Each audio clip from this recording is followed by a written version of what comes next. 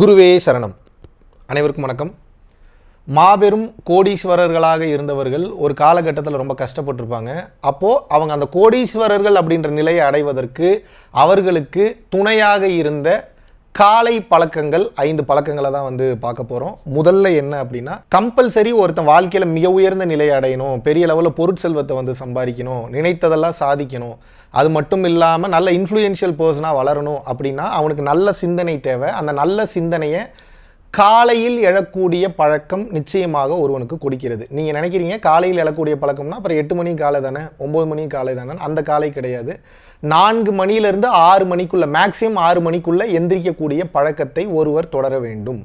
Already நான் வீடியோஸில் பேசியிருக்கேன். பிரம்ம முகூர்த்தம் காலையில் 3:20 4:20 வரைக்கும் காலையில் எந்திரிச்சிங்கன்னா ரொம்ப ரொம்ப நல்லதுன்னு. பட் நிறைய பேருக்கு அதுக்கப்புறம் வேலை இருக்கிறதுனால, வேலையில் போய் தூங்கக்கூடிய காரணத்தினால உங்களுக்கு கம்ஃபர்டபுளான டைமிங் ஒரு 4 மணி இல்லை ஒரு 5 மணி இல்லை மேக்ஸிமம் 5:30க்குள்ளே அந்த சூரிய உதயத்துக்குள்ளே நீங்கள் எந்திரிச்சு பழக்கப்படுத்திட்டீங்க அப்படின்னா உங்களது சிந்தனையே மிகப்பெரிய லெவலில் கிறிஸ்டல் கிளியராக மாறிடும், ரேசர் ஷார்ப்பாக மாறிடும். வரக்கூடிய சிந்தனைகளே ரொம்ப கிளாரிட்டியான சிந்தனைகளாக வரும். உங்களை வாழ்வில் உயர்த்தி கொள்ளக்கூடிய சிந்தனைகள் வரும். ஸோ காலையில் அதிகாலையில் எழக்கூடிய அந்த பழக்கத்தை அவர்கள் பெற்றிருந்ததன் காரணமாக அந்த மைண்டினுடைய அந்த சிஸ்டமே ரீப்ரோக்ராம் ஆகி, அந்த ரீஒயர் ஆகி, நினைத்து பார்க்க முடியாத சிந்தனைகளை கொடுத்து அவர்களை மிகப்பெரிய வெற்றியாளர்களாக, கோடீஸ்வரர்களாக, மில்லியனர்ஸாக, பில்லியனர்ஸாக மாற்றிருக்கு. நிறைய பேர் அவர்களுடைய புத்தகங்களில், அவங்களோட ஆட்டோபயோகிராஃபியில், அது மட்டும் இல்லாமல் தங்களுடைய பிளாக்ஸ்லாம் எழுதியிருக்கிறத பார்க்க முடியுது. அதிகாலை எழக்கூடிய ஒரு பழக்கம் சாதாரண ஒரு மனிதனை நினைத்து பார்க்க முடியாத ஒரு நிலைக்கு உயர்த்தும் என்பதில் எந்தவித ஐயமும் இல்லை. ரெண்டாவது என்னென்னா, தூங்கி எந்திரிச்ச உடனே அவங்க இம்மிடியேட்டாக ஃபோன் யூஸ் பண்ண மாட்டாங்க. ரெண்டாவது தூங்கி எந்திரிச்ச உடனே அவர்களது உடலிற்கு தேவையான அந்த ஸ்ட்ரென்த் அண்ட் எக்ஸசைசஸ் மற்ற விஷயங்களை தான் பண்ணுவாங்களே தவிர ஃபோனை கொஞ்சம் அவாய்ட் பண்ணி வச்சுப்பாங்க. நீங்களும் அதை பின்பற்றினீர்கள் என்றால் ரொம்ப ரொம்ப நல்லது. காலையில் எந்திரிச்சோடனே உங்களோட பிரெயினுக்கு ஃபோனுடைய வேவ்ஸில், ஃபோனில் இருக்கக்கூடிய தகவல்களை ஃபீடு பண்ணுறத விட நல்ல விஷயங்களை ஃபீடு பண்ணிங்கன்னா ரொம்ப ரொம்ப ரொம்ப ரொம்ப நல்லது. அதிகாலை எழுந்த உடனே நீங்கள் ஃபோனை பார்க்க ஆரம்பிச்சிட்டிங்க அப்படின்னா உங்களை செதுக்கி கொள்வதற்கும், உங்களது மனநிலையை மாற்றிக்கொள்வதற்கும், உங்களது உயிர்நிலையை உயர்த்தி கொள்வதற்கும் உண்டான செயல்களில் நம்மால் ஈடுபட முடியாது. அப்போ என்னன்னா, இம்மிடியேட்டாக அந்த டெக்னாலஜிக்கலான அந்த ஒரு ரியாமில் நீங்கள் போய் மாட்டிக்காமல் காலையில் எந்திரிச்சோடனே முதல்ல ஹெல்த்துக்கு, உடம்புக்கு, காலை கடன்களை முடிக்கிறதுக்கு, மற்ற விஷயங்களுக்கு பண்ண வேண்டிய வேலையெல்லாம் பண்ணிவிட்டு உடனே அந்த தூங்கும்போது ஒரு நல்ல நிலையில் இருப்பீங்க. அந்த ஒரு ஆல்ஃபா ஸ்டேட்டுக்கு போய் டெல்டா ஸ்டேட்டுக்கு போயிட்டு மீண்டும் பீட்டா ஸ்டேட்டுக்கு வரீங்க. அப்போ அந்த ஸ்டேட்டுக்கு நடமாடும் நிலைக்கு வரும்போது அது ஒரு அற்புதமான நிலை. காலையில் நீங்கள் எந்திரிச்ச உடனே அந்த நிலை நீங்கள் அற்புதமாக உங்களது உடலிற்கும், மனதிற்கும், ஆன்மாவிற்கும் தான் பயன்படுத்த வேண்டுமே தவிர தேவையில்லாமல் ஃபோன் யூஸ் பண்ணுறதை காலையில் எந்திரிச்ச உடனும், ஆல்ரெடி ஒரு வீடியோவில் பேசியிருக்கேன், தூங்க போகிறதுக்கு 1 ஹவருக்கு முன்னாடியும் ஃபோன் யூஸ் பண்ணாமல் இருந்தீங்கன்னா, எந்திரிச்ச உடனே 1 ஹவர், தூங்க போகிறதுக்கு முன்னாடி 1 ஹவர் ஃபோன் யூஸ் பண்ணாமல் இருந்தீங்கன்னா, ஏன்னா அதுக்கு இடையில யூஸ் பண்ணாதீங்கனாலும் நீங்கள் கேட்க மாட்டீங்க, நீ சொல்லி நான் என்னடா கேட்குறதும்பீங்க.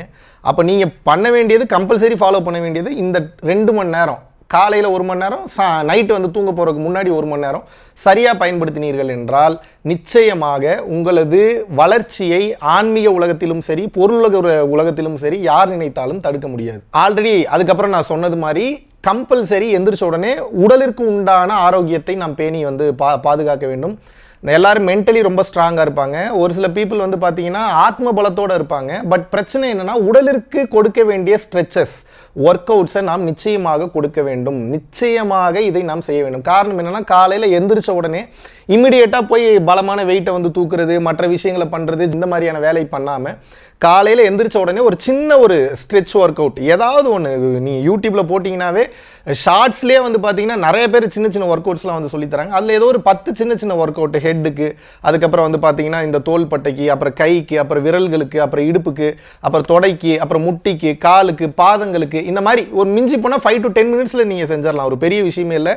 இது சாதாரணமாக தெரிந்தாலும், இது ஒரு பெரிய வேலையாக இல்லாத மாதிரி தெரிஞ்சாலும் இதை நீங்கள் பண்ணிங்கன்னா உங்களது உடலில் ஏற்படக்கூடிய தேவையில்லாத வலி, சுளுக்கு, தசைப்பிடிப்பு, நரம்பு சம்பந்தமான பிரச்சனைகள் நிச்சயமாக வராது. எப்படி ஒரு பல கோடி ரூபாய்க்கு நீங்கள் கார் வாங்கி அதை யூஸ் பண்ணாமே வச்சுட்டிங்கன்னா அதனுடைய பாகங்கள் வீணாகி விடுமோ, சர்வீஸ் செய்யாம விட்டிங்கன்னா அது கண்டமாயிடுமோ, அந்த மாதிரி உங்கள் லைஃப்பில் உங்கள் பாடியும் ஒரு மெக்கானிசம் தான். இது மெக்கானிசமாக தான் நீங்கள் பார்க்கணும். அப்போ இதற்கு செய்ய வேண்டிய எண்ணெய் குளியலோ, இதற்கு செய்ய வேண்டிய ஸ்ட்ரெச்சஸோ, ஒர்க் அவுட்டோ, யோகா ஆசனாஸோ நீங்கள் செய்யவில்லை என்றால் நிச்சயமாக உடல் என்பது சீக்கிரம் பழுதடைந்து விடும். அப்புறம் அங்கே வலிக்குது, இங்கே வலிக்குது, அப்புறம் அதுக்கு போய் ஆப்ரேஷன் பண்ணுறது, ஆப்ரேஷன் பண்ணாலும் சரியாகாது. இப்போ வர்மா பாயிண்டில் ஒரு சில பாயிண்ட்ஸ்லாம் இருக்குது. அதெல்லாம் வந்து பார்த்தீங்கன்னா நீ எந்த எக்ஸ்ரேயில் பார்த்தீங்கனாலும் தெரியாது, நீ எந்த எம்ஆர்ஐ ஸ்கேனில் பார்த்தீங்கனாலும் தெரியாது. அந்த மாதிரியான இடத்துலலாம் நரம்பெல்லாம் போய் திரும்பிக்கிச்சு, சுருண்டுக்குச்சு அப்படின்னா நிறைய பேர் இப்போ மீட்டப்பில் வரும்போது இருக்கட்டும், கிளாஸஸ் வரும்போது இருக்கட்டும், சத்சங் வரும்போது இருக்கட்டும், நிறைய பேருக்கு வரக்கூடிய பிரச்சனை என்னென்னா, எனக்கு வந்து நரம்பு வலிக்குது, முதுகு பிரச்சனை, பேக் பெயின் வந்துருச்சு, முட்டி பிரச்சனை. காரணம் என்னென்னா, முழுக்க காரணம் சின்ன வயசுலேருந்து அந்த ஸ்ட்ரெச்சு மற்றும் ஒர்க் அவுட்ஸ் நாம் சரியாக நம் உடலை நாம் வந்து பயன்படுத்தி கொள்ளாத காரணத்தினால் அது வயதாக கான்செப்ட் என்னென்னா, சின்ன வயசுலேருந்தே நம்ம ஒரு 70 வயசுக்கு மேலே அனுபவிக்க வேண்டிய மொத்த உடல் வலியும் டெய்லி கொஞ்சம் 10 நிமிஷமா இல்லை ஒரு 20 நிமிஷமாக அனுபவிச்சுட்டு வந்துட்டோம்னா ஒரு 50-60 வயசுக்கு மேலே ஹெல்த்தியாக வாழலாம், நல்லா ஹெல்த்தியாக போகலாம். இன்றைக்கி எங்கள் தாத்தா வந்து வயசு ஒரு 85 வயசுக்கு மேலே ஆகுது. காட்டுக்கு போய் உட்காந்து கருவேலை முள்ளெல்லாம் வெட்டுவார், மரம் ஏறுவார், இறங்குவார். அது மட்டும் இல்லாமல் புளிய மரம் ஏறி புளிய முள்ளெல்லாம் பறித்து அதை கொண்டு சேல்ஸ் பண்ணுவார். எப்படி முடியுது? அவர்கள் காலையில் எழுந்தவுடன் உடலை நன்றாக பார்த்து கொள்கிறார்கள். உணவு என்பது கூட ரெண்டாவது தான். முதல்ல உணவிற்கு முன்னாடி நம்ம மைண்ட் செட்டும் நம்ம உடலும் எப்படி இருக்கிறது என்பதை புரிந்து கொண்டு அந்த ஸ்ட்ரெச்சஸும் சரி இல்லை யோகாஸும் சரி, நீங்கள் உங்களுக்கு எது ரொம்ப கம்ஃபர்டபுளாக இருக்கும்.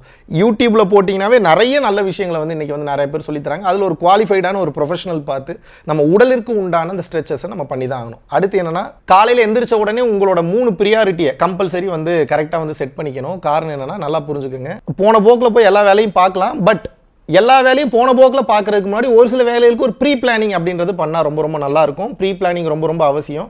ஓவர் திங்கிங்கில் பல வருஷத்துக்கு அப்புறம் நடக்க போகிறது இன்றைக்கி உட்காந்து திங்க் பண்ணணும்னு அவசியம் இல்லை. இன்றைய வாழ்க்கை, இன்றைய ப்ரெசென்ட்டில் நான் எந்தெந்த வேலையெல்லாம் வந்து ரொம்ப சரியாக செய்ய போகிறேன், என்னோட இலக்கிற்கு அவசியமான வேலைகள் இன்றைக்கி நான் 3 வேலை என்ன செய்ய போகிறேன், அந்த 3 வேலையை ப்ரியாரிட்டி வச்சு நான் டக்குன்னு முடிச்சிடணும். புது நபர்களை சந்திப்பது, நல்ல நட்புறவு பேணுவது, நெட்வொர்க்கிங்னு சொல்லுவாங்க. நெட்வொர்க்கிங்னா என்ன அப்படின்னா, வேலை இருந்தால் மட்டும்தான் ஒருத்தரை போய் பார்க்காம ஃப்ரீ டைம்லேயே நலம் விசாரிக்க வந்து போகிறது, அவசியமான நபர்களை வந்து ஏதாவது ஒரு கெட் டுகெதரில் சந்திக்கிறது, ஏதாவது ஒரு பர்த்டே பார்ட்டிஸில் வந்து சந்திக்கிறது, இல்லை நட்புறவின் ரீதியாக தொழில் ரீதியாக வெளியில் அடிக்கடி சந்திக்கிறது. இந்த மாதிரியான நெட்வொர்க்கிங் வந்து நீங்கள் வந்து ஸ்ட்ராங் பண்ணிக்கணும்.